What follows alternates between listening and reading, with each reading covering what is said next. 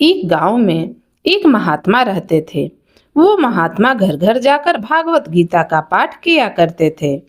एक बार वो वृंदावन के पास ही एक गांव में भागवत गीता का पाठ करने के लिए गए। तब रास्ते में उन्हें एक चोर मिल गया। वह चोर बोला, तुम्हारे पास जो कुछ भी है वो मुझे दे दो, नहीं तो मैं तुम्हें मार दूंगा। पंडित जी बोले, बेटा मेरे पास कुछ भी नहीं है। हाँ, अगर तुम्हें चोरी करनी है तो आज मैं जिसके यहाँ भागवत गीता का पाठ करने जा रहा हूँ वह बहुत ही धनवान है। जब मैं भागवत गीता का पाठ करूँगा उस वक्त तुम घर में घुसकर चोरी कर लेना। चोर को पंडित जी की यह बात बिल्कुल सही लगी। अब जब पंडित जी भागवत गीता का पाठ करना शुरू किए तो सारे लोग उनके पास बैठे हुए थे और इस वक्त चोर ने मौका देकर उनके घर में चोरी कर ली। एक दिन फिर जब पंडित जी भागवत गीता के पाठ के लिए जा रहे थे, फिर से वह चोर उनसे टकरा गया और बोला, पंडित जी आज मैं आपको ऐसे नहीं जाने दूंगा। आज तो आपको मुझे कुछ न कुछ धन देना ही पड़ेगा, नहीं तो आज मैं जरूर मार दूंगा आपको। पंडित जी ने कहा, अरे भाई मुझे क्यों लूट रहे हो?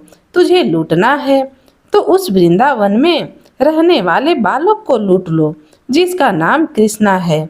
वह हमेशा गहनों से लदा रहता है। एक पीपल के पेड़ के नीचे मध्य रात्रि को आता है। तुम वहां जाओ और उसे लूटो। उसके पास बहुत सारे गहने होते हैं। चोर को यह बात बिल्कुल सही लगी। वह घर जाकर अपनी पत्नी से बोला, अरे भाग्यवान, कल मैं वृंदावन जा रहा हूँ। वहाँ एक नन्हा बालक रहता है जिसका नाम कृष्णा है। वह हर वक्त बहुत सारे गहने पहने रहता है। मैं उसे लूट कर गहने ले आऊंगा और फिर हम खूब धनवान हो जाएंगे। तुम मेरे लिए खाने को कुछ बना दो। पत्नी बोली, खाने के लिए घर में कुछ भी नहीं है। यह थोड़ा सा सत्तू है, इसे ही अपने साथ ले जाओ। और वो एक पोटली में सत्तू को बांध देती है। अब चोर पैदल पैदल वृंदावन की ओर चल देता है। वहां पहुंचते पहुंचते उसे शाम हो जाती है। वो वृंदावन में पहुंच जाता है और उसी पेड़ के नीचे कृष्णा का इंतजार करने लगता है। तभी उसने सोचा कि अगर मैं यहीं पर खड़ा रहा तो वह बच्चा मुझे देखकर भाग जाएगा।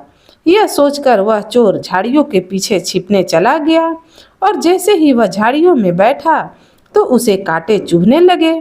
जब कांटे चुभे और उसके शरीर से कुछ रक्त बहने लगा, उस वक्त उसके मुंह से बस एक ही आवाज आई, कृष्णा आ जाओ, कृष्णा आ जाओ और मुझे बचाओ।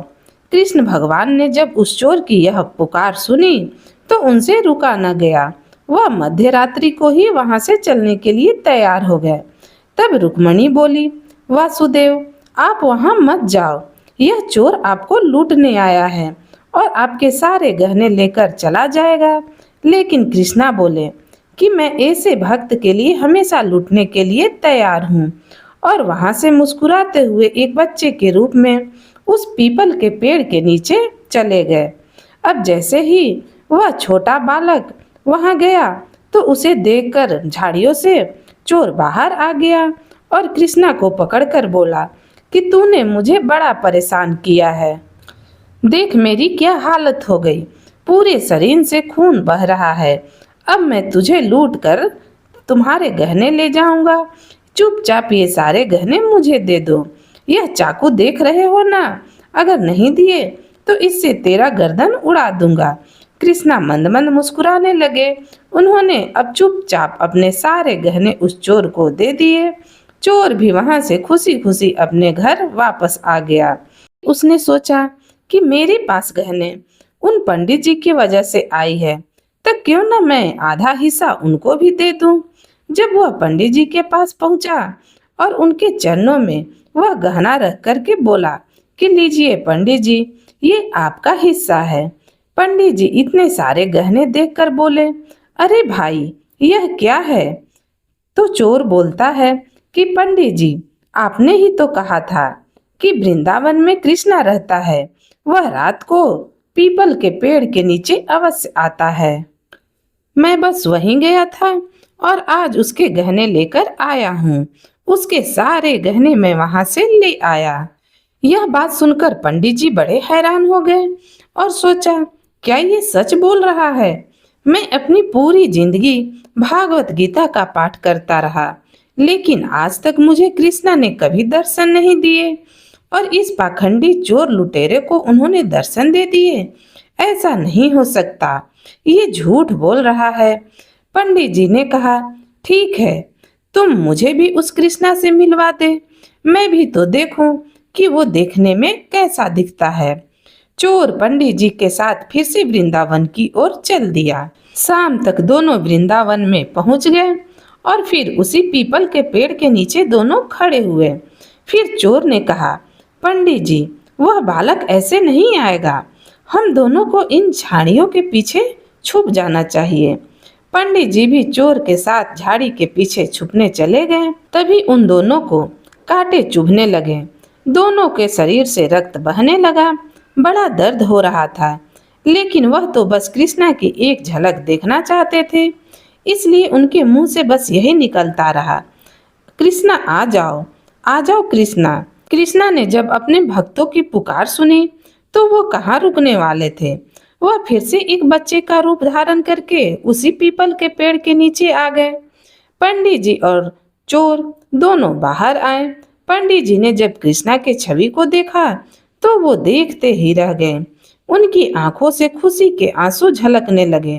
वो चोर के चरणों में गिर पड़े और बोले, मैंने अपनी पूरी जिंदगी भागवत गीता का पाठ किया, लेकिन फिर भी मुझे कान्हा के दर्शन कभी ना हुए। आज तेरी वजह से मुझे कृष्णा के दर्शन हुए हैं। मैं तेरा बड़ा आभारी हूँ। तूने हमेशा चोरी की, लोगों को दुखी किया, लेकिन तेरे सच्चे मन की पुकार सुनकर कान्हा ने तुझे दर्शन दे दिए, और तेरे वजह से आज मैं कृष्णा का दर्शन पाया हूँ। तू धन्य है, तू धन्य है। दोनों कृष्णा की जय जयकार करने लगे। देखते ही देखते कृष्णा वहां से अंतर्ध्यान हो गए। अब चोर और पंडित जी दोनों जान गए थे कि वह बालक नहीं, खुद कृष्ण भगवान वहां पर आए थे। तो दोस्तों, आपको यह कहानी कैसी लगी कमेंट में जरूर बताइएगा। अगर आप मेरे चैनल पर नए हैं तो प्लीज नई नई कहानियां सुनने के लिए मेरे चैनल को सब्सक्राइब भी जरूर कीजिएगा। राधे राधे।